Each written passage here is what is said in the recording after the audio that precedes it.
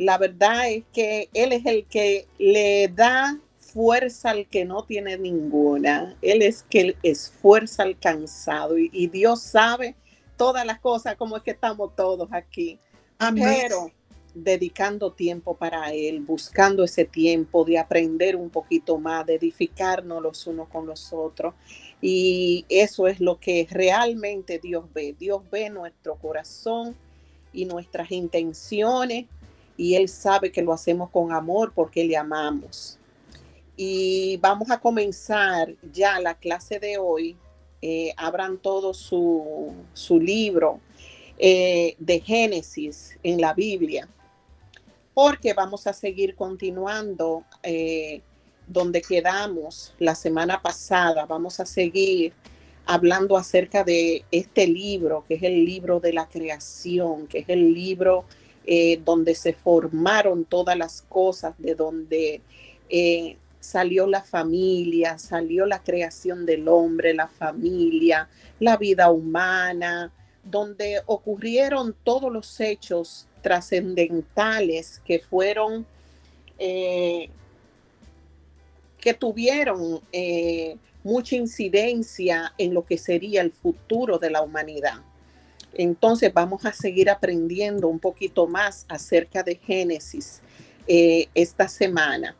La semana pasada estuvimos hablando eh, acerca de Génesis como el primer libro de la Torá, que presenta la historia universal de la humanidad. Voy a hacer un breve resumen de la clase anterior porque ya hemos dado mucha clase, entonces perderíamos mucho tiempo dando un resumen ya de todo lo que hemos dado.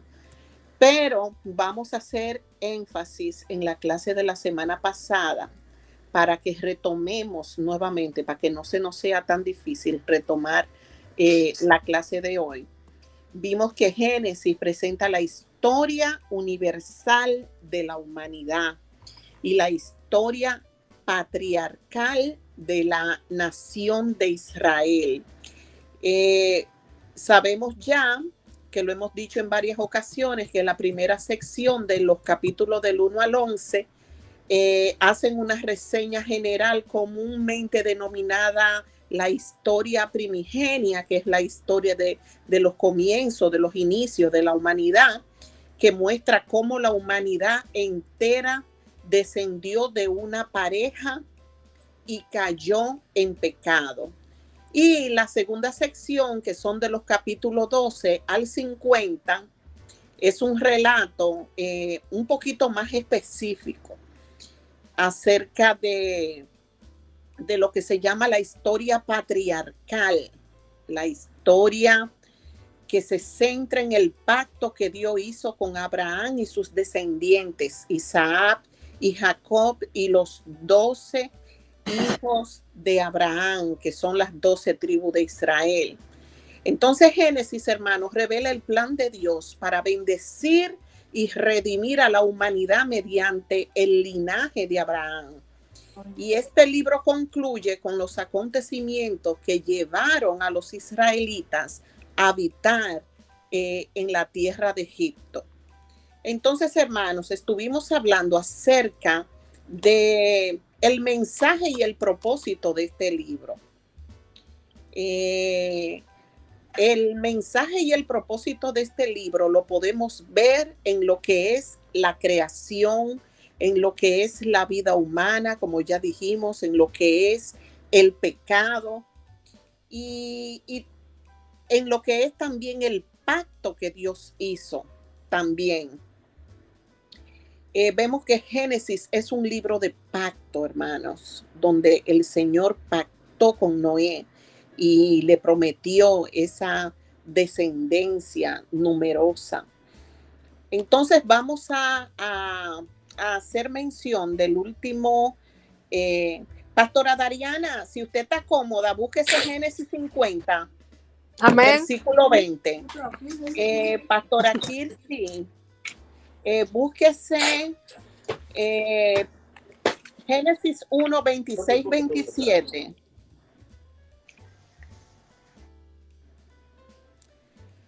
Y Pastora Ana, búsquese Génesis 2:17.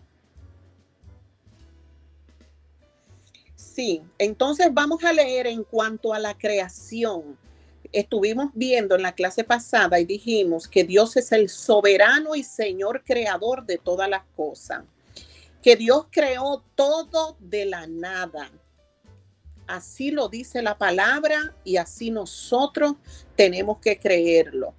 Y no existía ningún material previo, dizque para la creación, que Dios tomó esto de aquí, tomó aquello de allá para crear esto, para crear aquello. Sabemos que todo Dios lo creó por la palabra. Todo fue creado por la palabra. Dios dijo, decía, hágase esto y esto se hacía. Entonces, vemos que Él es el creador, que Él no es un artesano, lo cual indica que tiene poder infinito y control perfecto sobre todo, y que no es parte del orden creado tampoco, y ningún elemento de la creación debe de considerarse como una extensión de Él. Todo lo que creó Dios es bueno, porque bueno, hermanos, es Él, y también majestuoso. Dios es Señor, hermanos. Él es el Señor. Él mantiene su dominio sobre toda la creación y también participa en ella. Y el control divino de la historia de la humanidad es tan completo, hermanos, que aún las peores acciones humanas pueden ser transformadas para cumplir sus propósitos buenos que Él tiene para toda la humanidad. Pastora Dariana, léase Génesis 50:20 para corroborar esto. Dios es bueno, hermano. Y aún las cosas malas, Él la transforma, Él la usa para cumplir su propósito bueno. Por eso es que no nos desgastemos muchas veces cuando nos están pasando situaciones difíciles, porque aún esas cosas difíciles por las que nosotros podamos estar pasando, Dios es capaz de transformarlas para luego bendecirnos a través de ella. Léase, Pastora Dariana, que dice Génesis 50:20. Amén. Dios le bendiga a todos. Amén. Gloria a Jesús. En el nombre del Padre y Espíritu Santo. Vosotros pensasteis mal contra mí, mas Dios lo encaminó a bien para hacer lo que vemos hoy, para mantener en vida a mucho pueblo. Amén. ¿Se dan cuenta? Queda corroborado por la palabra que Dios lo malo lo transforma para bien, para bendecir no a una persona, sino para bendecir a muchos, como dice la palabra. Gloria a Dios. Entonces, en cuanto a lo que es la vida humana, hermanos, vemos que Adán y Eva fueron creados a la imagen de Dios, diferente al resto de la creación, para tener exactamente comunión con Él. Los seres humanos, hermanos, son, como diríamos, como una paradoja que Dios lo hizo con una razón, con un propósito, y el ser humano siempre como que se inclina a otro. Dios quiere que nosotros seamos esto, pero nosotros no debíamos porque queremos ser esto. Entonces, en ese sentido es que el ser humano, hermano, es como una paradoja. Por un lado, somos el toque final de toda la creación de Dios, hechos a su imagen y semejanza, como dice la palabra en Génesis 1:26-27. Y somos además no solamente hechos a su imagen y semejanza, hermanos, somos poseedores dentro de su ámbito, dentro del ámbito donde Él nos pone a nosotros. Somos poseedores de una autoridad similar a la divina sobre todo el orden creado. Por otro lado también, hermano, nosotros somos pecadores. Somos seres que con los recursos y las capacidades que Dios nos ha dado, hemos transgredido todas las leyes divinas y hemos perjudicado a muchos con nuestras acciones, como lo hicieron Adán y Eva, que por el pecado que ellos cometieron en el Edén y su desobediencia, perjudicaron a toda la humanidad. Léase, pastora, usted Génesis 2:17. Génesis 2:17. Más del árbol del árbol de la ciencia del bien y del mal no comerá, porque el día que de él comiere, ciertamente morirá. Exactamente. Todo el tiempo el ser humano, desde la creación, desde Adán y Eva, se ha visto transgrediendo las leyes divinas, transgrediendo los mandamientos de Dios. Y producto de esa transgresión, producto de esa desobediencia, es que la humanidad se encuentra hoy en día justamente en el lugar donde se encuentra. Entonces, vemos también que aún así, aún la humanidad siendo así, durante el transcurso de la vida terrenal del ser humano, Dios espera que la gente, que nosotros, que haya un remanente siempre que obedezca sus leyes. Y también bendice a aquellos que viven según sus caminos. Dios, hermanos, quiere obrar por medio de los individuos para bendecir a todo ser humano. No obstante, Génesis nos enseña, hermano, que por el pecado todos los seres humanos deben de morir. Lamentablemente, por el pecado de Adán y Eva, todos los seres humanos debemos de morir. Pastora Kirsi, ¿cuál fue el versículo que yo le di? Léalo, por favor. Amén. Génesis 1, verso 26-27, dice la palabra del Señor. Entonces dijo Dios, hagamos al hombre a nuestra imagen, conforme a nuestra semejanza, y señoré en los peces del mar, en las aves de los cielos, en las bestias de toda la tierra y en todo animal que se arrastra sobre la tierra. Y creó Dios al hombre a su imagen, a imagen de Dios lo creó, varón y hembra lo creó.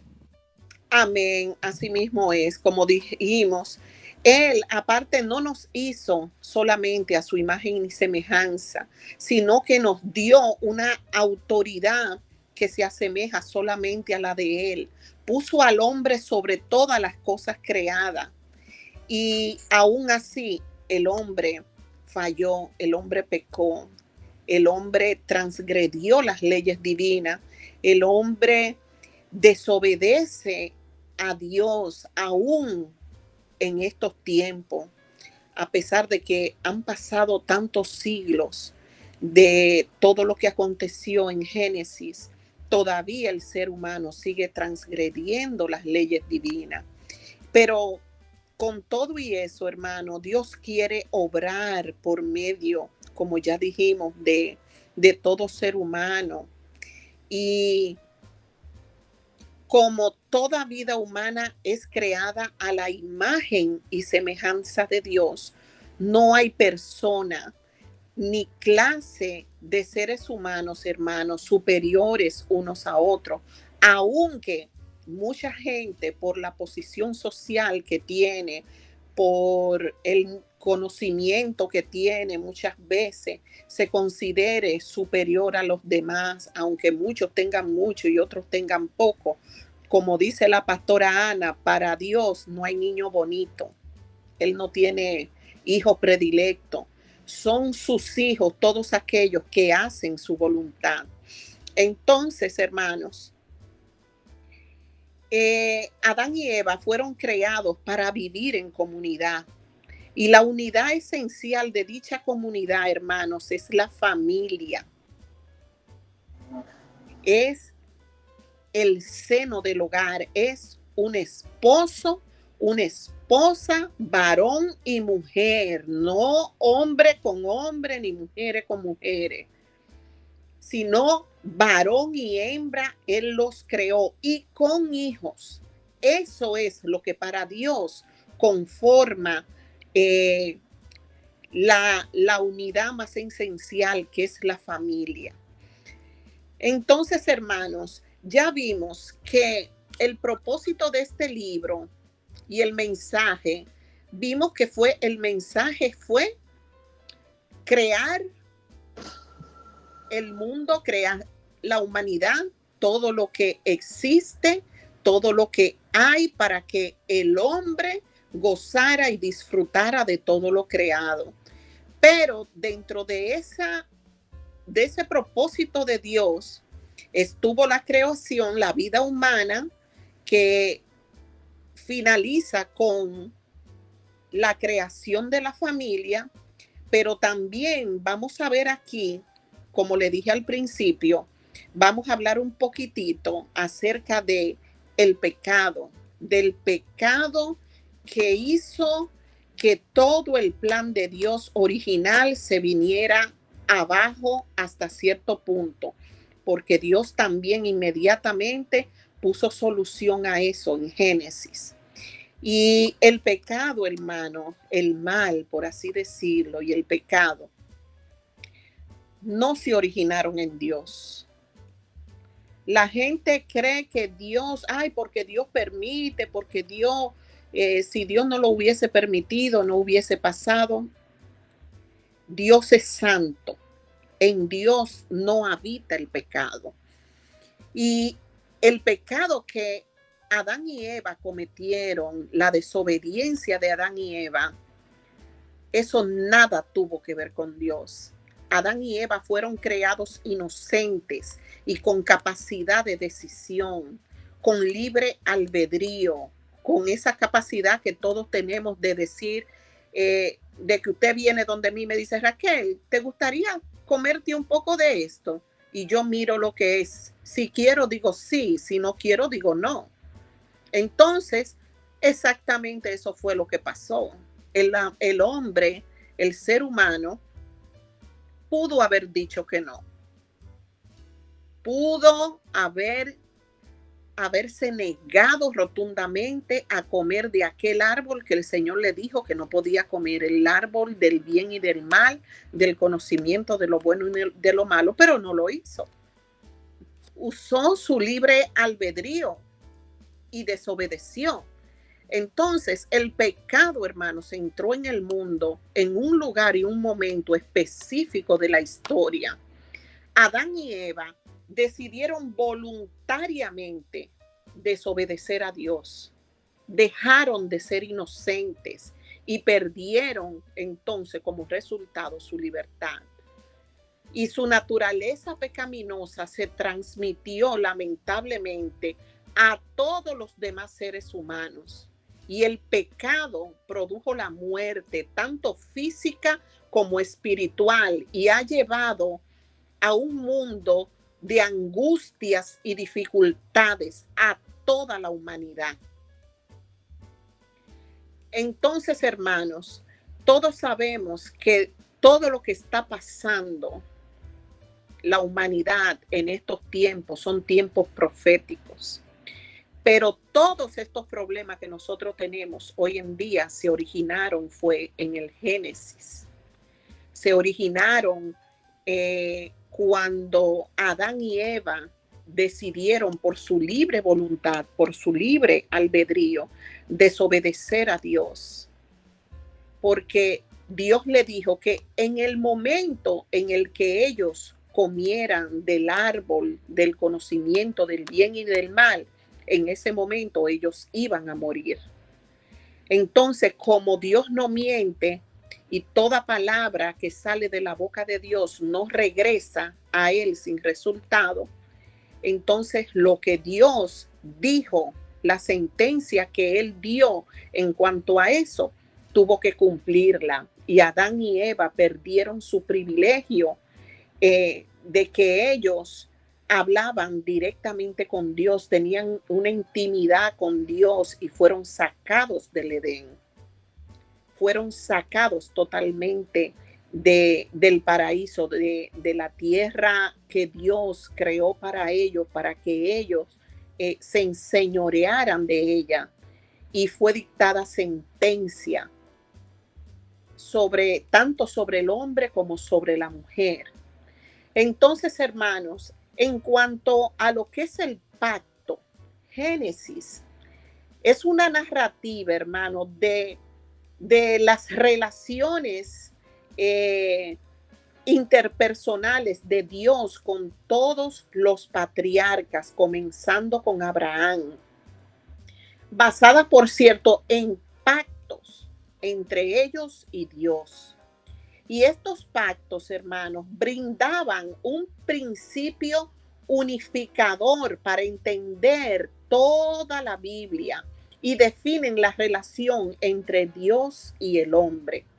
Cada pacto que Dios hizo con los patriarcas definía la relación que Dios tenía no solamente con el patriarca, sino ya posteriormente con toda la humanidad. Porque todo lo que ocurrió en un principio fue para nosotros saber dónde, cómo y cuándo y de qué forma estamos con Dios y delante de Dios.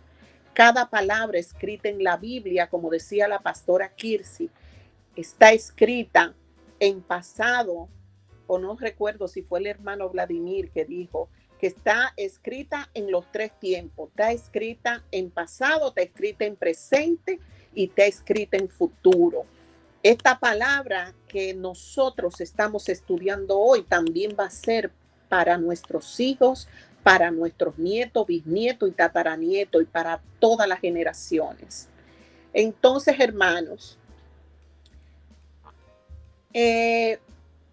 la esencia de esta relación se encuentra, hermano, de esta relación de Dios con el hombre, los pactos que Dios hizo con todos los profetas, se encuentra en Jeremías. Usted puede buscar la pastora Kirsi, ¿qué dice en Jeremías 32-38? Ahí está la esencia de esta relación de pactos entre Dios y su pueblo por todas las generaciones. Jeremías 32-38. Amén. Dice la palabra del Señor. 38, ¿verdad? Sí. 32-38. Dice la palabra del Señor. Y me serán por pueblo, y yo les seré a ellos por Dios. Amén. Esta frase se puede comparar a la de Génesis 17, del 7 al 8. Y estableceré mi pacto entre mí y ti.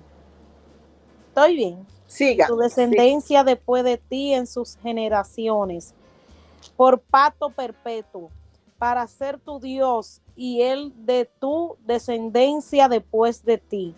Y te daré a ti y a tu descendencia después de ti la tierra en que moras, toda la tierra de Canaán en heredad perpetua, y seré el Dios de ellos. ¿Se dan cuenta? En Génesis 17, él hizo esa promesa. En Jeremías, en Éxodo 6, del 6 al 7, también está la misma promesa. Pero si vamos a Levítico 26:12, también está la promesa. Pero si vamos a Deuteronomio 4:20, también está la promesa. Y si vamos a Jeremías 32:38, también está en la promesa. Y sigue en Jeremías 11:4 y sigue en Ezequiel 11:20. O sea, todavía continúa la promesa en en el Nuevo Testamento. En Jeremías 32-38, que leyó la pastora Kirsi, que nosotros le seríamos por pueblo y él sería para ellos por Dios. Y vemos que Dios a cada uno de los profetas les reveló lo mismo, le decía lo mismo al pueblo de Israel. Y yo digo a nosotros porque yo me considero parte del pueblo de Dios. Yo generalizo. Yo cuando hablo de los judíos hablo de mí también. Porque yo soy pueblo. Entonces, esta relación de pacto la podemos ver específicamente en estas frases que Dios siempre prometió que Israel le sería por pueblo y él le sería por Dios. Y eso no ha cambiado, aunque ustedes vean lo que vean hasta el día de hoy. El Señor sigue con esa promesa vigente, tanto para la iglesia como para su pueblo que Él escogió de entre todas las naciones de la tierra. Muchas personas se encuentran, qué sé yo, como un poco chocante, que por qué Dios tuvo que elegir específicamente a Israel. Eso lo sabe Él. Dice la palabra que Él eligió a la nación más insignificante porque Él quiso. Él es el único que sabe por qué fue que eligió a Israel y no otra. Nosotros simplemente obedecemos, bendecimos a Israel porque dice la palabra que todo el que bendiga a Israel será bendecido y todo el que lo maldiga será maldecido. Y yo más maldición en mi vida ya yo no la quiero. Entonces yo bendigo y amo al pueblo de Israel. Pero me considero parte de lo que es el Israel espiritual. Entonces, hermanos, el pacto de Dios con Abraham es un acontecimiento de mucha importancia, tanto en Génesis como en toda la Biblia. Dios llamó a Abraham para que dejara Ur y fuera a Canaán y prometió convertirlo en una gran nación que a su vez bendeciría a todas las naciones de la tierra, como dice Génesis 12, del 1 al 3. Mariana, léetelo. Tú tienes la Biblia, Mariana, ahí. Léete a Génesis 12, del 1 al 3. Ok, dice, pero Jehová había dicho a Abraham, vete de tu tierra y de tu parentela y de la casa de tu padre y a la tierra y de la casa de tu padre a la tierra que te mostraré, y haré de ti una nación grande y te bendeciré y engrandeceré tu nombre y será bendición. Bendeciré a los que te bendijeren y a los que te maldijeren maldeciré, y será bendita en ti todas las familias de la tierra. Y dice así, en tu simiente serán benditas todas las naciones de la tierra, por cuanto bendeciste a mi voz. Santo, aleluya. Aquí en Génesis 22:18 se agrega que algún día a través de la simiente de Abraham serían bendecidas todas las naciones de la tierra. Pero el apóstol Pablo, hermanos, aplica también el sustantivo singular simiente en referencia a Cristo en Gálatas 3:16. Búsqueselo, pastora. 3:16. Ajá. Dice, ahora bien, a Abraham fueron hechas la promesa y a su simiente. No dice, y a la simiente como si hablase de muchos, sino como de uno, y a tu simiente, la cual es Cristo. Exactamente. Pablo hace referencia aquí a la simiente que él le prometió también a Abraham, con referencia a Cristo. Hermanos, miren, por medio de nuestro Señor Jesucristo, que es el profetizado descendiente de Abraham, las bendiciones del pacto abrahámico alcanzarían a toda la nación de Israel y a todas las naciones de la tierra, toda la humanidad. Esa simiente no fue solamente para el pueblo de Israel. En un principio quizás sí pudo haber sido, pero por cuanto ellos no les recibieron, no reconocieron el momento de la visitación de Cristo, por eso no pudieron alcanzar en ese momento lo que era la salvación a través de Cristo. Y esa salvación llegó a nosotros, a los gentiles. Ahora veamos cuál es la contribución que el libro de Génesis tiene a la Biblia. ¿De qué manera Génesis contribuye a la Biblia? Bueno, hermanos, aquí podemos ver que Génesis establece el fundamento para todo lo demás que se lee y se experimenta en las Escrituras. Vemos que mediante este libro nosotros entendemos de dónde venimos, cómo llegamos al estado caído en que estábamos. Vemos los comienzos de la obra de gracia de Dios a nuestro favor. Génesis revela el propósito original de Dios para la humanidad y también provee la base para entender el pacto de Dios con Israel.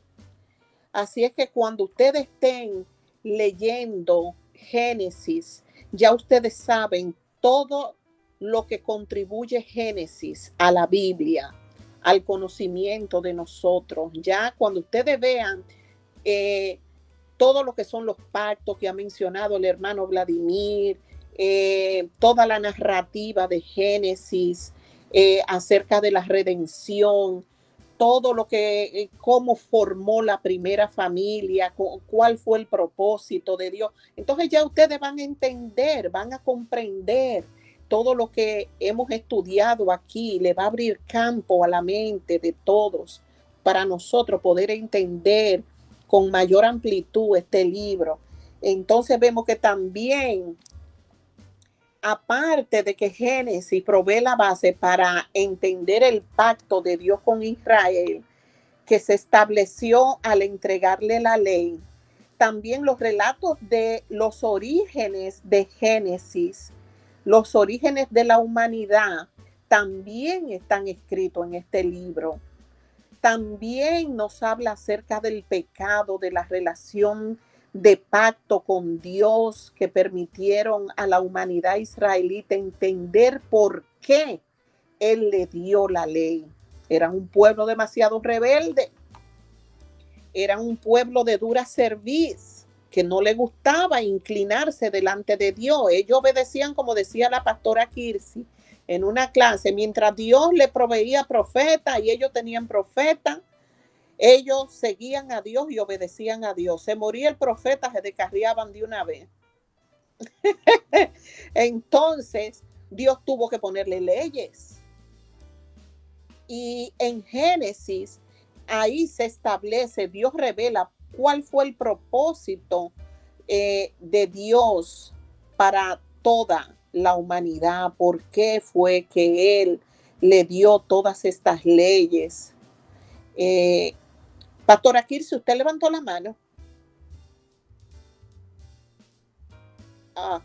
Dígame. Añadir un poco más con relación a Abraham cuando sale de Ur de los Caldeos. Nosotros como conocedores de la palabra, como creyentes, tenemos un Ur que tenemos que dejar atrás. Entonces hay cosas que nosotros arrastramos generacionales que tenemos que cancelarlas de nuestra vida para entonces poder entrar allí a nuestro Canaán espiritual, porque entonces si seguimos caminando bajo esas directrices, no vamos a llegar a ningún lado. Entonces es una enseñanza que nos da a la luz de la palabra, que hay cosas que que practicaron nuestros antepasados, que eso tiene que morir ahí mismo y no puede seguir caminando. Abraham renunció a eso, Abraham se desligó de todo eso.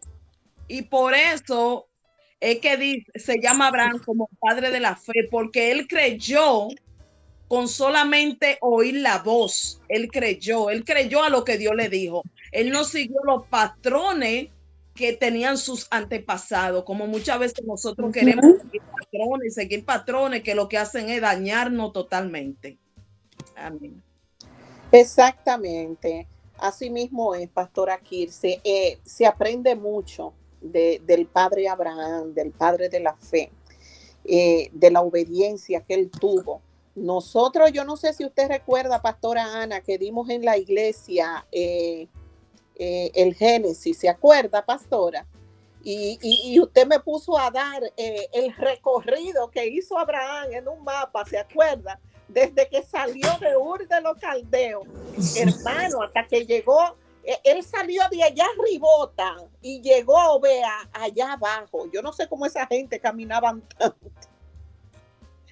El recorrido, mire, eso fue una distancia enorme que él recorrió. Eso no fue chin. Y usted sabe lo que es una gente salir de un lugar donde está establecido, donde lo tiene todo, donde está todo lo que él conoce, todo lo que él sabe, todo lo que es familiar para él, para salir a caminar sin rumbo. Y no a caminar un chin, no, a caminar mucho. Porque eso lo podemos, ustedes pueden buscar el mapa por ahí. El mapa aparece.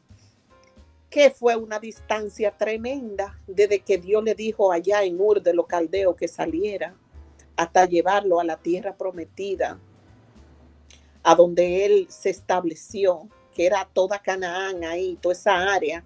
Eso fue tremendo, hermano, eso no fue una cosa fácil. Y sin embargo, nosotros, como decía la pastora Kirsi, cuando venimos a los pies del Señor, nos aferramos a tantas cosas que no queremos dejar y las abrazamos y las acuñamos. Y para nosotros servir al Señor, hermano, tenemos que soltar lo que tengamos que soltar. Tenemos que dejar ir lo que se tenga que ir.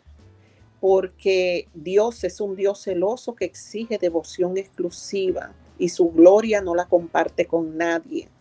Hay amistades que tenemos que dejarla. Hay familiares que tenemos que dejarlo, aunque sea momentáneamente, hasta que ellos puedan entender.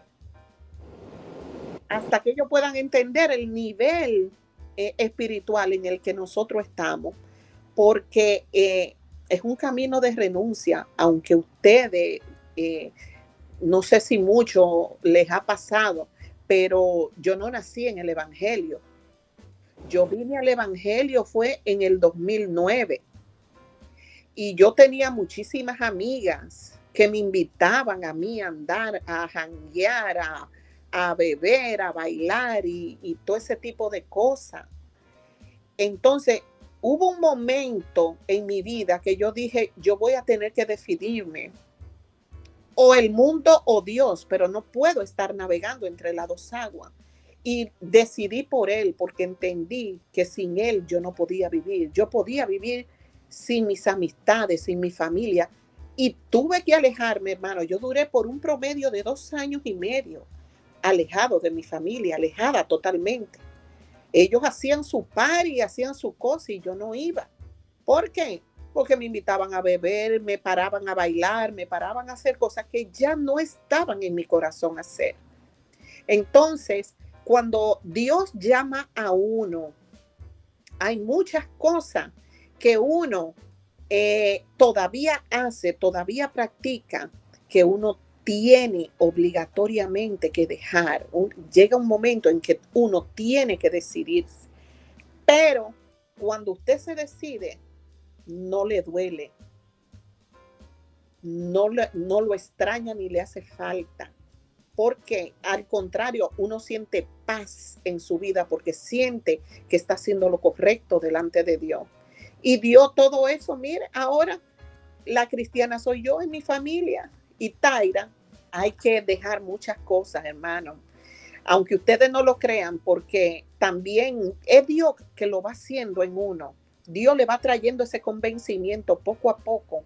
Y cuando usted lo deja, vea, no lo recoge nunca más, ni falta que le hace. Quien te ama verdaderamente te entiende y acepta como tú eres. Ahora, si esas personas no te aman realmente, lo que van es a criticarte y a criticarte siempre, como siempre lo hicieron a lo mejor hasta a tus espaldas. Pero Dios es bueno y seguimos. Génesis es principalmente un relato, hermanos. Acuérdense. Es un relato como lo es Apocalipsis. Que Apocalipsis, eso fue una visión que Dios le dio al apóstol Juan y él comenzó a relatar esa visión. Entonces vemos que Génesis también es principalmente un relato y está escrito exactamente así, desde una perspectiva narrativa. Dios es el único héroe de la Biblia aquí en Génesis. Y Génesis tiene el privilegio particular de presentarlo. Dios, hermanos, es el sujeto del primer verbo del libro y se menciona con más frecuencia que cualquier otro personaje de la escritura. El contenido de los primeros 11 capítulos difiere un poco de la historia de los patriarcas, que comienza a partir del capítulo 12 al capítulo 50, difiere un poquito. Y el principal recurso literario es la frase, estas son las generaciones. Ese es el principal recurso literario que usa cuando comienza a detallar todas las generaciones de Adán y Eva. Aquí podemos ver cómo está totalmente estructurado este libro. Y su significado va más allá del simple concepto, hermanos, de lo que es generaciones. Más bien se refiere a un relato informativo. Génesis informa todo lo que pasó en la creación, todo lo que pasó, cómo Dios formó todas las cosas, cómo estableció todas las cosas, todas las leyes, también todas las prácticas que eran comunes en los escritos del antiguo y cercano Oriente. Menciona todo este tipo de prácticas y también sirve como un eslabón entre la persona clave de la narración previa y la que se anticipa en la sección siguiente. El libro de Génesis, hermanos, podría describirse como una genealogía histórica que une la creación con las crónicas de la humanidad y le da continuación. Entonces vamos a dejarlo aquí para seguir la próxima clase un poquito más acerca de Génesis.